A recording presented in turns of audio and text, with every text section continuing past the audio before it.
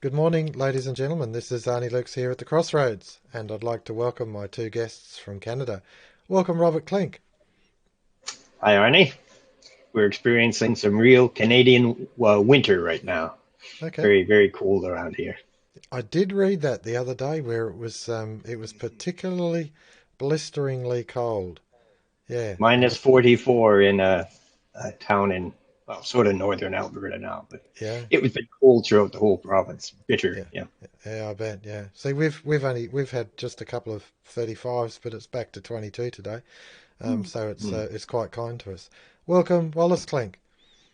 Hi, Arnie. How are you? I am well, thank you, thank you. And yourself? You doing well, Wally?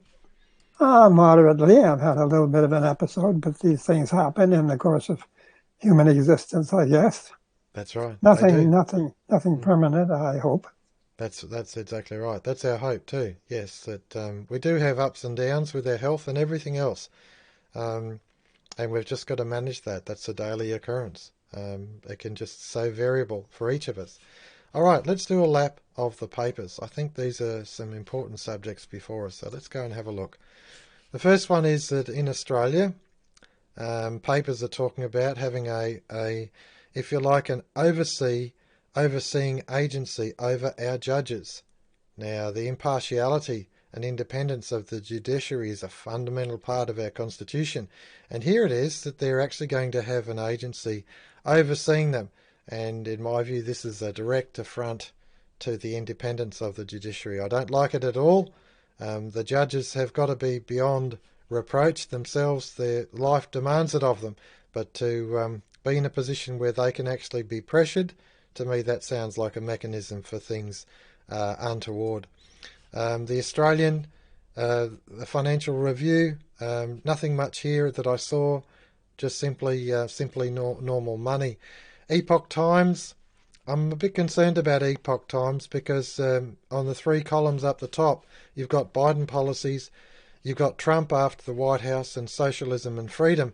And what they're doing is they're concentrating all of their, if you like, opposing Biden energies into Trump. And I'm not necessarily convinced that Trump is the right man to direct that energy. I'd much prefer to see that energy directed into your local representative and to the community at large. And then, of course, we look at the Gateway Pundit and important discussions here about the recall of the governor of California. They've got 1.2 million signatures on this petition for a recall. I think that is so important that we look really hard at this whole question of the ability of the community, of individuals to act together to bring about accountability for all politicians and all in public office. I think it is so important, and it is timely. I wanted to touch on our on target from last week. As I said last week, we produced our videos, we convert it to a podcast, there it is, and then the videos are out working through our On Target, the journal. And you can actually get that mailed to you, a printed version, if you so wish. And then finally, an article of interest, a book of interest. It's a 59-page book, Alberta's Fight for Freedom. A very important historical document, 1963 by H.E. Nichols. This was the print, and it's a series of 5 booklets. I think that's a really important document at this time in history, because it shows, one is what communities can do. It's a sustained effort over an extended period with resolve. In what I looked at today, it reminded me that political parties are corrupt, and that if you put your faith in someone like, say, all your faith in Donald Trump and the Republican Party, you've got no chance. What you've got to do is actually initiate things in your local electorate and find a person who is beyond reproach, who has demonstrated service their whole life. They're the person that you should have as representative, not a party hack. It is so important that we get this whole thing clear in our mind, that the Alberta Fight for Freedom tried to work with the United Farmers Association, I think it's called, tried to work with a political party, and it was impossible. They were stonewalled at every turn. Every single effort was stonewalled by the political machine. But once they separated themselves from the political hacks, they were able to actually give a clear target for the electorate to discern the difference. And in Western Australia, we're a month away from an election. We're actually 29 days away. Tomorrow, in 4 weeks' time, Western Australia will go to the polls. And my recommendation to the Western Australian people is put the parties last and put the sitting member last and look at all the others and weigh them up in merits and look for a local person to represent you who is not a party hack. That's my view, and I know it's strong, but that's my take on the whole thing. I have not seen one political party person who I would honestly endorse. I haven't seen them for so long it's not funny. And this goes back, my experience in politics goes back at least 45 years. And the more I think about it, the more I realise that those that stood up offering salvation, like Batman and Robin or Superman or whoever, Wonder Woman, offering salvation, pick me, and they had feet of clay like everyone else, but they were controlled. And so it is so important you consider the party machine is there to control you. Anyway, let's open the floor up. Sorry for that, but that's my spray for today. Robert Klinck, your thoughts, please. Well, I'll comment on a few of the things you said, Arnie. The first one about judicial independence, that has always been a very important criterion in our societies, because if you don't have the judge able to act independently, there's no way you can count on getting justice. There is a problem, however, and that is that the judges obviously have not been as independent in many instances as they should have been, because they've been involved with this Freemasonry business. And when you get involved with Freemasonry, you take oaths to other individuals that you will treat them in a favorable way. So as soon as you've done that, you've abandoned your position of impartiality in dealing with everyone in the community. So what's being threatened in Australia certainly sounds dire, but we shouldn't delude ourselves into thinking that what we've got now is ideal, because it isn't. There's a lot of even politicking that goes into influencing judges. You know, these people meet on the social circuit, and apart from the oaths they might be swearing. So that is one aspect of the situation that I think deserves attention. And as far as the party organization goes, parties are inevitably centrally controlled. And so the assumption is that you can exert influence on them, but there's influence coming from above and there's influence coming from below. And our political activism muscles are so flabby now that the influence that the public exercises on politicians is not very effective. If somebody can come in with an offer of a good position or an offer of money, I'm sure money is offered often. It's illegal, but it's obvious that it goes on. In fact, I worked in politics and I know what goes on. I've seen it myself. So that's certainly a false siren call for people to put their faith in party politics, because they will invest years of their lives and believe so strongly that finally they're getting things righted around, they're getting them straightened out, they're on a good path, and at the last minute, the whole thing is stolen from them because somebody is planted in there and he betrays the whole thing. And because it's a centralized organization, he can undermine all the good efforts that people have made. So, and now the Social Credit Party in Alberta, I don't know if it's entirely unique, but when Aberhart was there, the Social Credit Party obviously had a pretty serious purpose. because they didn't just say, vote for me, and I'll do good things for you. But they actually organized study groups through the entire community in order for people to improve their political knowledge, their historical knowledge, and their knowledge about economics. This is something you just don't see in politics, because politicians in general are quite happy to see the public ignorant and indifferent. But this was very special in Alberta. And it was so effective and such a novel and potent approach that even the Prime Minister of Canada, he was a Liberal at the time, a Liberal who had deep connections to the Rockefeller family. And he got up and he was denouncing the financiers in the House of Commons. But he wasn't denouncing the financiers in such a way that it would remove the power from them and restore it to the population, restore it, or at least transfer it. It hasn't been in the hands of the population for a long time. But even I think Major Douglas said at the time that the social creditors in Britain had studied this speech, as well as a speech by Franklin Delano Roosevelt, which was attacking the financiers. And they said these are centralizing speeches. They don't want to go in the direction of more power for individuals. They wanted to take or pretend to take power from the financiers and invest it in the government. But of course, the government controls the financiers, so that's just reinforcing the power of finance. And your mention of this election coming up, I just heard on the radio today in Canada that there's an election coming up in our province of Nova Scotia. And lo and behold, we're in the midst of a COVID crisis.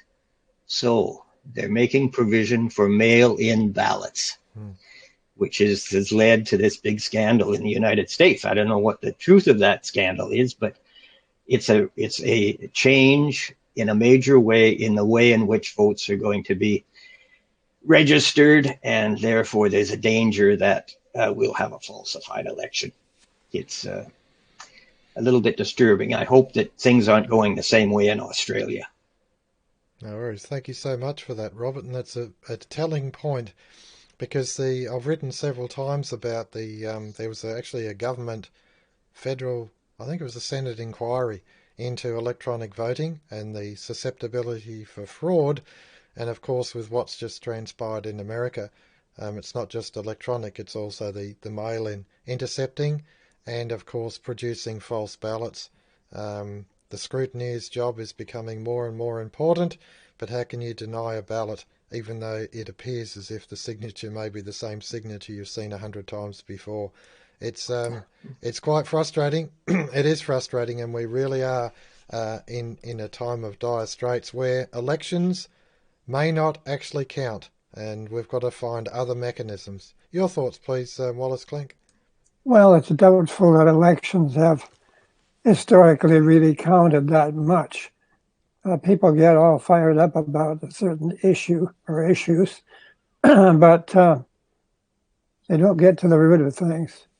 And that type of thing is promoted by the establishment because it means that you've got a controlled public. So that is not... Genuine democracy has a second dimension. It has the economic dimension. We are all involved and dependent upon the economic system for our very sustenance and survival. And so therefore we are subject to influences which go beyond the actual proper consideration of a given issue. We are concerned about survival. And it's a form of blackmail in a sense. In other words, we have political democracy, although even that, as we see, is becoming highly suspect and compromised. And but we don't have economic democracy. The consuming public is not able, through its demand, through purchasing power, to control the flow of goods and services that are emanating from the industrial system, because they have to go out and perform I guess you could say, almost a lifetime of services that aren't related to the goods they're interested in, and the goods which have been produced, and the goods which are available. You have to go out and produce other things in order to gain the money, the purchasing power, as consumers, in order to purchase what has previously been produced and is awaiting purchase. So you see, that means that your entire future is dominated by this necessity to engage in a type of economic activity which really has no relationship to the previous cycle. Mm. In other words, you realize that this is a tremendous mechanism of control over the population. Yeah. In fact, it's decisive. I was, just to butt in for a sec, Wally, I'll give you the floor back. I was just reading in this Alberta's Fight for Freedom, and the very thing it was from about the, is it about 1900 or somewhere, and the debt level was basically zero. And yet it increased logarithmically, and I'm thinking, well, what were they doing that was causing them to, what was they doing that was causing them to just go through so much debt, to create so much debt? And of course it was the fact that the moneylenders were actually releasing the people to do the tasks they were capable of doing, but the moneylenders were actually claiming that it was their money and that it was 10% on top of that for their profit. And of course that becomes irredeemable if they only ever issue a certain amount of credit. And this isn't even coming into the price system. This is just coming to the issue of if you like, issuing credit, but irredeemable. It's impossible to actually get out of it. And of course the level of debt for Alberta every year was just going through the roof, and it was just impossible for them to dig their way out. So the financial system has got, if you like, has got the world by the short and curlies. Wally? Quite true. We are literally slaves. Although most people don't realize it, a lot of people have sort of an inclination, a suspicion that they're not right, but they don't have the explanation for it. And the explanation primarily, as Douglas pointed out, is that in a modernizing economy where machines are taking over the function of the individual in production, you are generating a lot of overhead costs, which are entered into the price of goods and services, which you must do. But by doing that, you are making prices run far and far and ever further beyond what they would normally be. Now, if you go back to an absolutely primitive economy, which is rather hard to do, but you would find that human participation and simple tools were the primary instruments of production. But today we have instruments of production which are absolutely phenomenal and enormous, but they all have to be paid for through the price system. And so this introduces costs that far exceed wages, salaries, and dividends, which are genuine purchasing power, but they're shrinking in relationship to the price of goods overall because of these capital costs, which constitute overheads. Now, business, it finances wages, salaries, and dividends. Yes, it does. But it does not issue credit in respect of overheads. That becomes an additional cost which has to be recovered from the consumer. And of course, the consumer, having received only wages, salaries, and dividends, has not received enough money to liquidate the costs of all of these goods. And because of the modernization process where labor is being replaced rapidly by machinery and technology, the situation is becoming much aggravated. And I think that they have run to a situation now where they have to recognize this. So you'll find that governments are actually digging into the public credit. They're actually drawing on the public credit in order to give subsidies to business and to give direct assistance to individuals, but they're not giving it. It becomes an obligation against the future. It shouldn't be an obligation. Mm-hmm. It should be removed from the price system as a factor of cost. Mm. Because it is actually a gift. It is a gift that we get from the cultural heritage, the cultural heritage which passes on all of these knowledge, this knowledge and these techniques and so on, which have increased our efficiency so greatly. Yeah. That is basically an inheritance. Mm-hmm. Yeah. No, I appreciate where you're coming from on that, Wally, and to me it becomes more and more vivid the more you think about it, that the actual mechanics, the robotics, the huge machines into industry that's out there, and of course the labour component, which may receive a certain amount in wages, becoming less and less, and perhaps a dividend component, but it's still less and less. And so there's a disparity between the spending power, and that's reflected in the level of debt.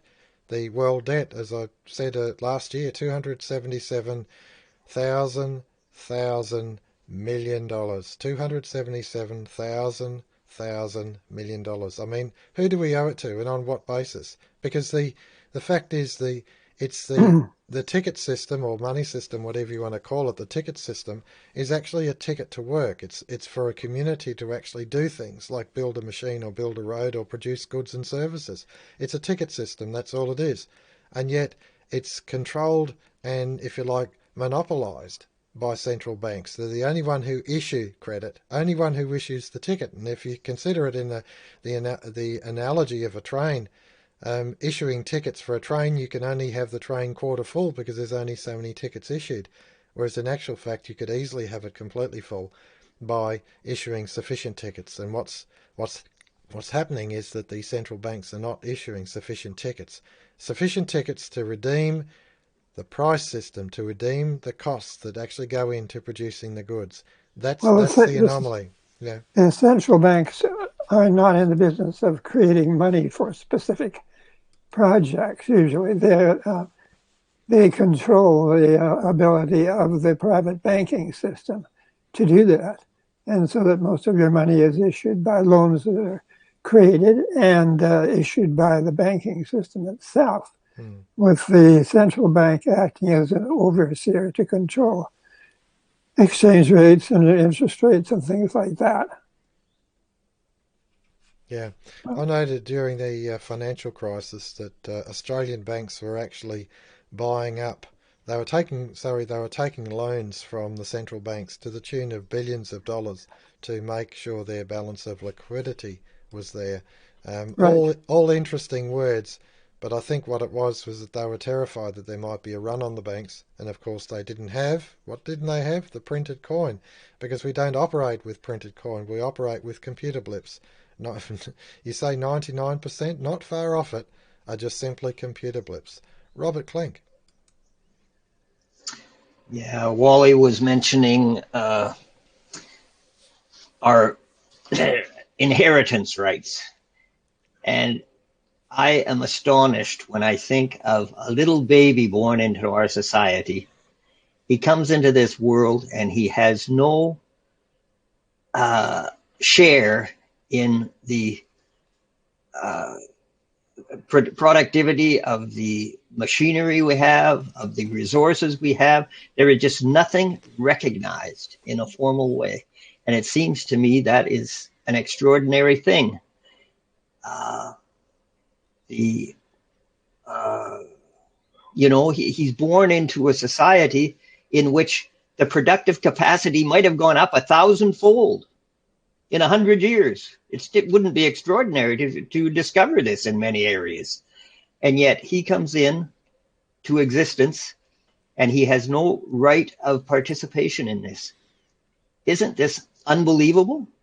Where has the right to this enormous abundance that is around us everywhere been bestowed? It's not being bestowed on the individuals in society. And I fear that this is because there isn't sufficient love among the population. Because if you loved your neighbor, you would want the best for him. You would want the best for yourself. If we could only get together and agree on that, then maybe we could do something about this stolen inheritance that is absolutely, to me, a scandal. And it seems to me to be so blatant that anybody should be able to see that. If our capacity to provide for ourselves increases, why are we not making sure that the provision is made? Everybody should be secure in their basic economic situation. It just doesn't make any sense that we're not. So there's that. And then this business of the electoral system. Well, because people don't have their inheritance, they are always under a form of economic coercion. So when it comes to electing administrators, they're constantly pressured to do things in a way that is not truly objective and doesn't take necessarily the best interests of the country into account. We have a system in which the candidates for election are all involved in offering the population bribes. It's bribery. We have a Canada Elections Act here, and I tell you, there's a provision of this act that says you commit an offense, a criminal offense, if you make an offer to someone in order to obtain their vote. But this is the essence of politics. That's what politicians are doing all the time. So not only is this not ethical, but it's also something whose illegality has been enshrined in legislation. It's an extraordinary situation. Most politicians are promising jobs. Well, they shouldn't be promising jobs. They should be promising to ensure that the population is participating fully in its economic potential. And the jobs issue is a secondary thing. It's like confusing ends and means. The proper end is to make sure that people are getting the full benefit of their economic wealth. And the provision of a job is just interfering with a clear conception of what ought to be. If you want to look at the systems that really promise jobs, just go and look at the constitution that people like Stalin developed.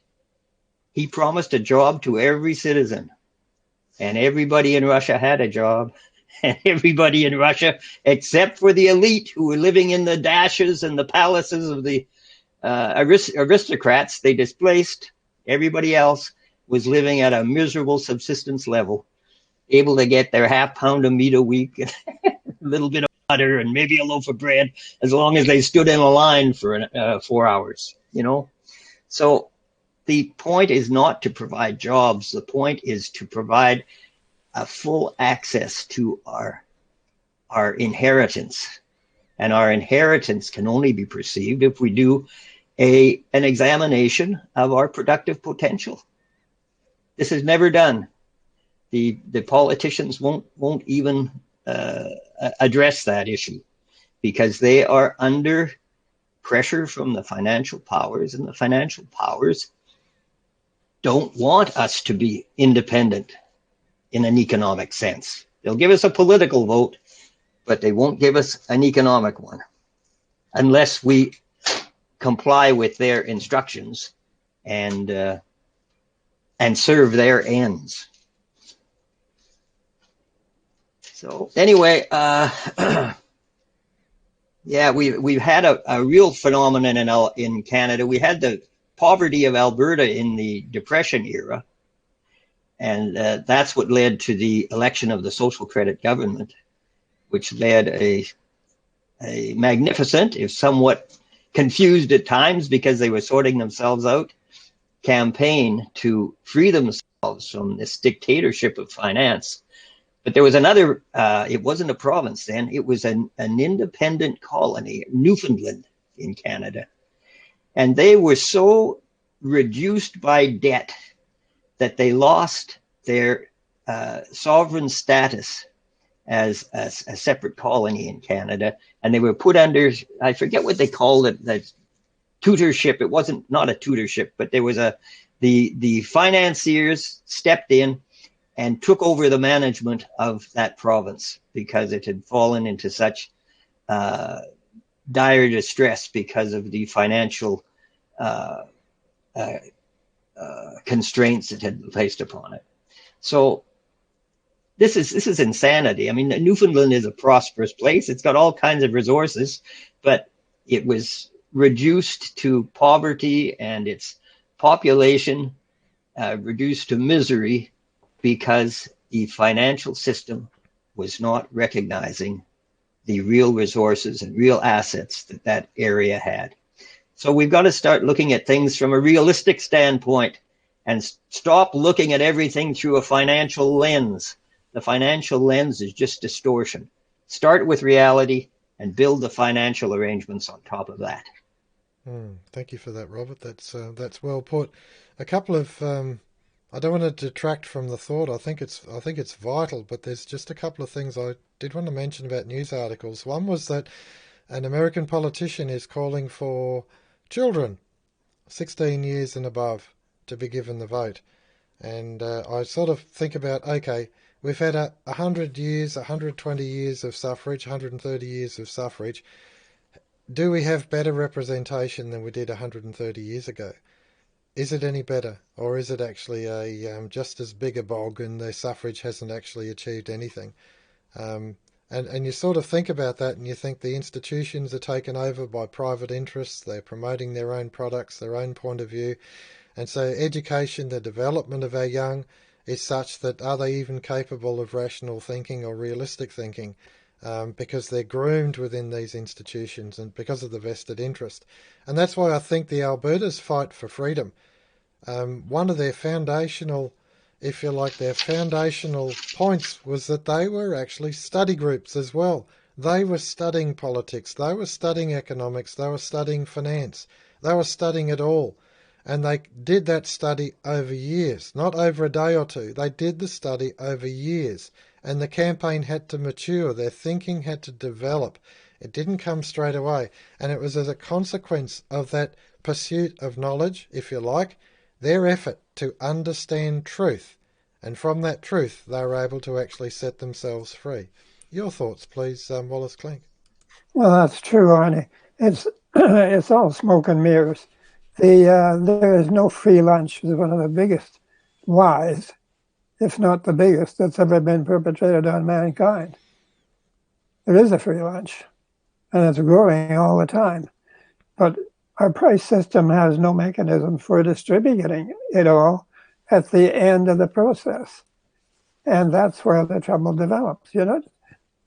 It's not primarily a question of promoting industry. Industry will, because of initiative, it will develop if there's something attractive at the other end. And of course, the attraction is being able to sell your product at a reasonable price. And in other words, to facilitate consumption. It's not production. We have not only produced in a way that is almost unbelievable, we have destroyed enormous amounts of real capital wealth, and with abandon, with national pride. This is not a Christian dispensation. No one should be inclined to even imagine that this is a Christian dispensation. Christ said, seek the kingdom, and all of these other things will be given to you. Seems to me every effort is being made by nature, God, or whatever you want to call it, to provide us with an enormous abundance, but we mess it up all the time because we do not have a financial system that properly coordinates consumption with production. And you have to remember the financial system is a man-made thing. It's something that has responded to human needs or perceived needs. It's not something that it is innate in nature, but we're not following it in any way at all. You see, when we produce something, it's paid for. When you produce something, you exercise energy over the conversion of existing material, and you get a product in quite short order. But now you have to sell it. And the selling is not automatic. The ability of the public to purchase what you produce is not automatically there. You have to borrow against the future, which has got nothing to do with the present or the past, except that we have a cultural heritage, which has allowed us to develop an enormous productive capacity. So we have deviated from natural law. And also, certainly, we've deviated from Christian principles in saying that there is no free lunch. That's a sacrilege. It's absolutely a sacrilege. In other words, you're telling God that he didn't know how to feed his people. It really is enormous. If you start thinking about it, it's enough to really drive you crazy. Yeah, it is. Thank you so much, Wally, because to me, it's I look out my rainwater tanks. We're in the third month, halfway through the third month of summer. Halfway through the third month of summer in the driest state, in the driest continent in the world. Yep. Australia is the driest continent. South Australia is the driest state. We're halfway through summer, and our rainwater tanks are at least 2/3 full, at least. I look in my garden, it's still lush and green. I look in the paddocks, and they are still green. Here it is. I've seen them brown off in October, and here we are mid-February, and they are not. They're still lush and green. The fruit is plentiful. The fruit is abundant. We are living in a time of plenty. God is pouring out his grace on us. It is there. I see it in the natural world every day when I just look in the backyard. We have bees, and there's always more than enough honey for my family and other families as well. It really is a time of plenty. And with technology and advancement, industry can produce an abundant, they can produce an embarrassment of cars or motorbikes. They can produce an embarrassment of houses. They pull old ones down that are unnecessarily in need of being pulled down just to build new ones to keep themselves busy. China's building cities, no occupants. I mean, let's be real about it. There is so much, it's not funny. But what we have a shortage of is access to that. We have an access to that problem.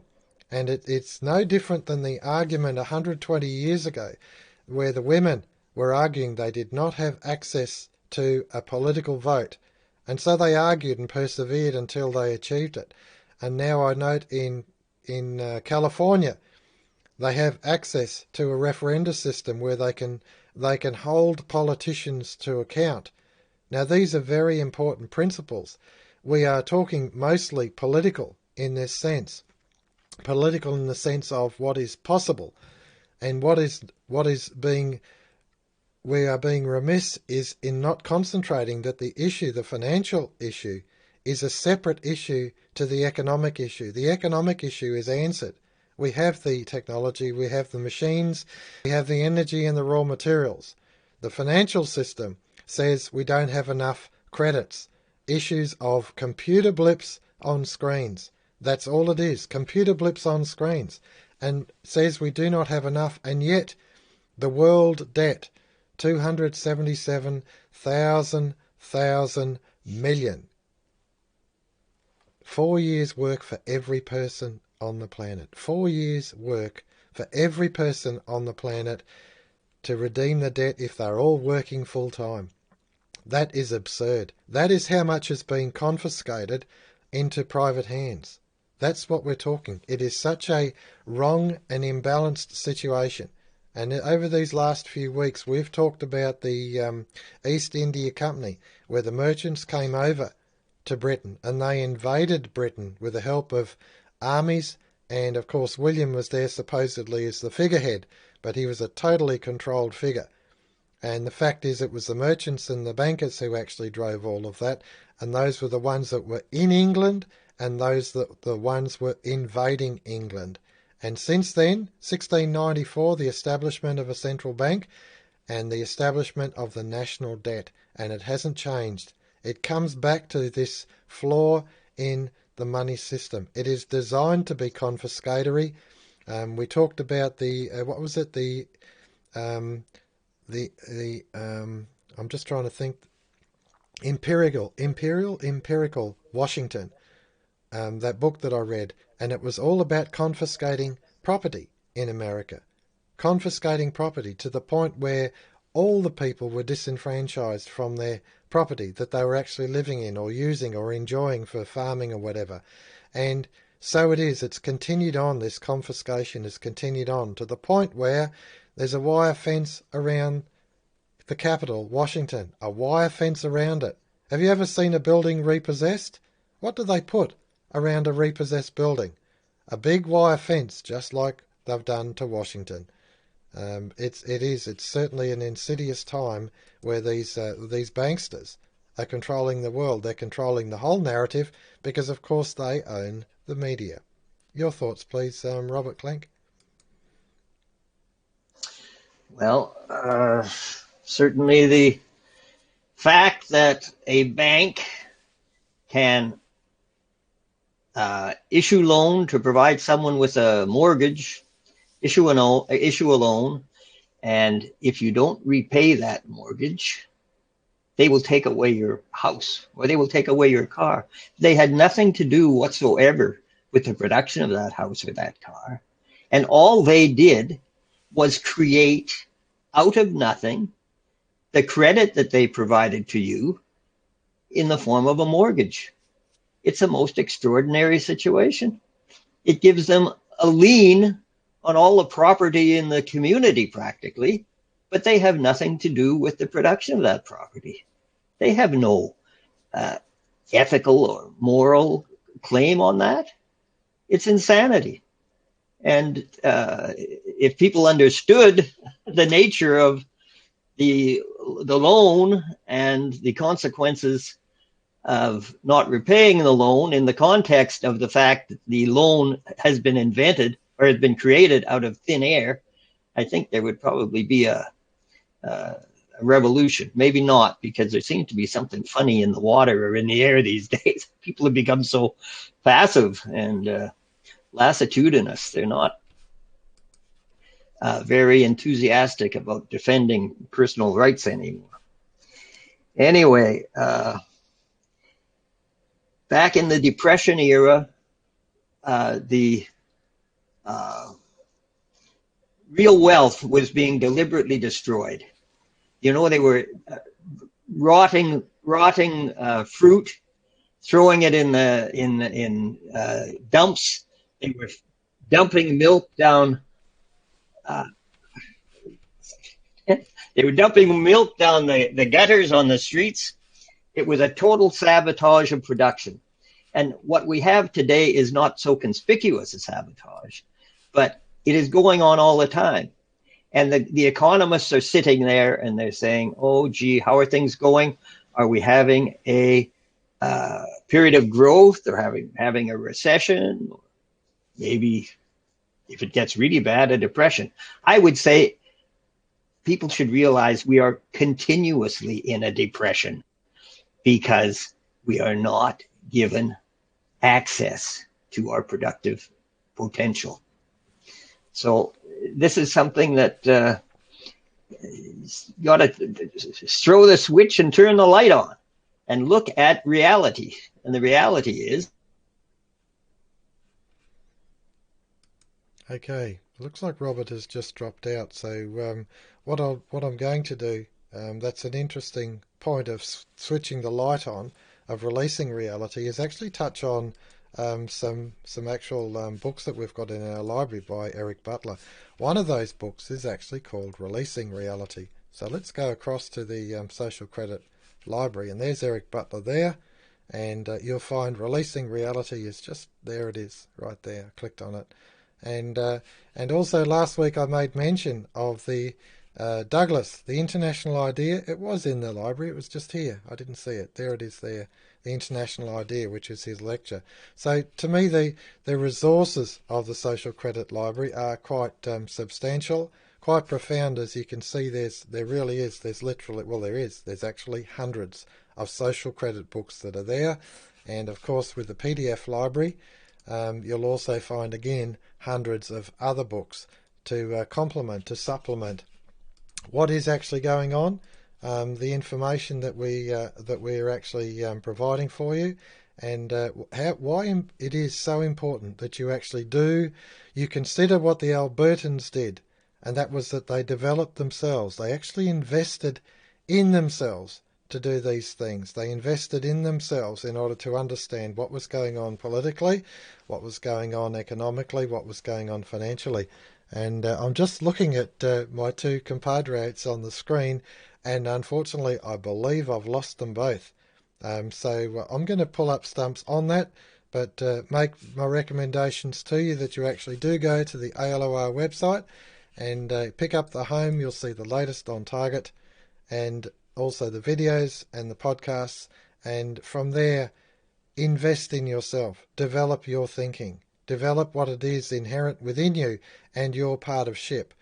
Alberta chose to separate themselves. In the end, it took them years, mind you, but in the end, they gave up on the political machine and they developed themselves, and they found members in their own community who would do a much better job of representing them in the parliament, in their form of parliament.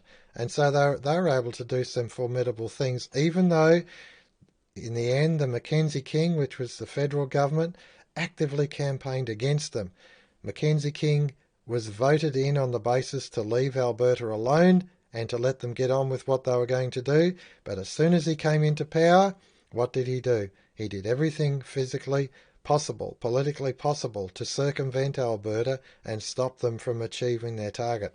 That's what political parties do. Promise you the world, bribe you with all the things that they hope to get your vote for, and then at the critical time they'll let you down badly. So it really is important to actually consider these things in the nature of what is actually going on, and your considerations of what you do politically, what you do as an individual. Can you do it? You can do it. The example has been set in history by others, but there had to be political resolve and a desire that freedom was actually worth going after. It was worth pursuing, not only just for yourself, but also for your progeny, for generations to come. This is Arnis Luks at the Crossroad. Thank you so much for this time, and I do hope you've enjoyed it. Sorry we lost the feed, but that's what happens. Sometimes it can just drop out. Cheers then.